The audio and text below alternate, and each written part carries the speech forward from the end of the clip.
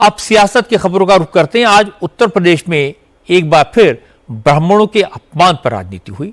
Deputy chief minister Brajesh Pathak ने 101 बटुकों को अपने घर बुलाकर उन्हें सम्मानित किया, तिलक लगाया, फूल बरसाए, दान दक्षिणा दी। बटुक उन बच्चों को कहा जाता है जो गुरुकुल और आश्रम में रहकर धर्म ग्रंथों का अध्ययन करते हैं।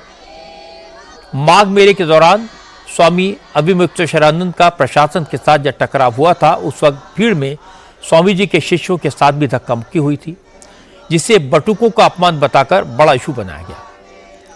काफी विवाद हुआ था। Deputy chief minister Brajesh Pathak ने भी कल विधानसभा के अंदर और बाहर ये बात कही थी कि शिखा का अपमान करना महापाप है और इसके लिए जो भी जिम्मेदार है उसके खिलाफ एक्शन होना चाहिए। इसके बाद आज उन्होंने अपने घर पर 101 बटुक बुलाए और उन्हें सम्मानित किया।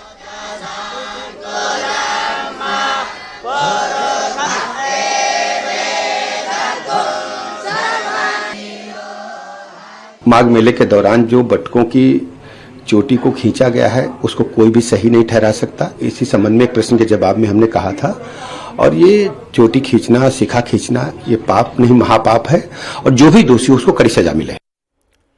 ब्रजेश पाठक के घर पहुंचे बटुक भी सम्मान के बाद बड़े खुश नजर आए। सभी ने कहा कि माघ मेले में बटुकों का अपमान गलत था, लेकिन जिस तरह से डिप्टी चीफ मिनिस्टर ने ब्राह्मणों के सम्मान के लिए आवाज उठाई, उन्हें सम्मानित किया, इसके बाद उन्हें भरोसा है अब ऐसी घटना दोबारा नहीं होगी। प्रयाग माघ मेला में जो साधु संतों के साथ, ब्राह्मणों के साथ जो अपराध हुआ, जो उनकी शिखा चोटी खींची गई, उनको दंडित किया गया, वे बहुत ही सख्त अपराध है। इस सनातन धर्म में जो आज सृष्टि है वो ब्राह्मणों की ही कृपा है।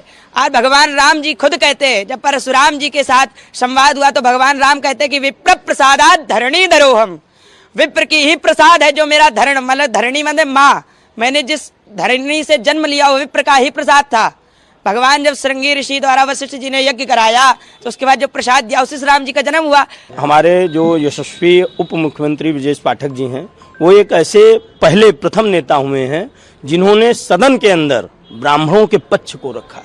ब्राह्मणों के साथ जो अत्याचार हुआ उसको सदन के अंदर रखा, जो ब्राह्मणों की शिखा पकड़ी गई उसको सदन में रखा कि ऐसे व्यक्तियों को चिन्हित करके दंडित करने का कार्य किया जाएगा। तो मैं ही नहीं, पूरा ब्राह्मण समाज उनको आशीर्वाद दे रहा है। बड़ी बात है कि आज बीजेपी के कुछ ब्राह्मण नेताओं ने भी ब्रजेश पाठक को सपोर्ट किया। लक्ष्मीकांत वाजपेयी ने कहा बटुकों का अपमान गलत था, ब्राह्मणों की चोटी खींचने को कोई सपोर्ट नहीं कर सकता, इसलिए आज ब्रजेश पाठक ने बटुकों को सम्मानित किया, उसकी प्रशंसा होनी चाहिए। किसी के शरीर पर हाथ लगाना अकारण ही महापाप है, चोटी खींचना तो दूर की बात। आपको लगता है कार्रवाई होनी चाहिए जिन्होंने चोटी खींची है? नहीं, जिन्होंने किसी के शरीर को असॉल्ट किया है और नियम विरुद्ध असॉल्ट किया तो उन पर कार्रवाई होनी चाहिए। पूजा करना किसी का भी व्यक्तिगत इशू है, जिसकी जहाँ जैसी श्रद्धा हो, जैसी परिस्थिति हो, उसके अनुसार वो पूजा करता तो उसमें किसी को रोका नहीं। लेकिन समाजवादी पार्टी ने बटुकों के सम्मान को ब्रजेश पाठक का ड्रामा बताया। शिवपाल यादव ने कहा बटुकों को सम्मानित करने से क्या होगा? अगर ब्रजेश पाठक को बटुकों के अपमान की इतनी चिंता है तो इस्तीफा देकर दिखाएं। डिप्टी चीफ मिनिस्टर उसी सरकार में हैं जिसमें पूजनीय शंकराचार्य जी का अपमान किया है। अब कितना भी ढोंग कर लें, बटुकों को ला करके कितना भी ढोंग कर लें, जब पूजनीय शंकराचार्य जी का अपमान हुआ है तो उनके सम्मान में उनको इस्तीफा दे देना चाहिए, क्यों उसी सरकार के ये लोग डिप्टी चीफ मिनिस्टर हैं। इसी से पता चलता है कि शासन प्रशासन में कितनी चल रही है। चूंकि बटुकों के अपमान का इशू माघ मेले में प्रशासन के साथ स्वामी अविमुक्तेश्वरानंद के टकराव के बाद शुरू हुआ था और स्वामी जी लगातार योगी आदित्यनाथ को निशाना बना रहे हैं, योगी को गैर हिंदू घोषित करने का प्लान बना रहे हैं। इसलिए आज स्वामी रामदेव ने स्वामी अविमुक्तेश्वरानंद को सलाह दी। स्वामी रामदेव ने कहा कि संत महात्मा मिलकर रहें तो बेहतर होगा, धर्म के काम में लगे संत राजनीति से दूर रहें तो और भी अच्छा होगा। साधु संतों को विवाद में नहीं पड़ना चाहिए, और आपस ही कोई विवाद करे फिर कैसी साधुता। इसलिए साधु संतों को परस्पर प्रीति करनी चाहिए। सब नर करे परस्पर प्रीति, चलो स्वधर्म निरत श्रुति।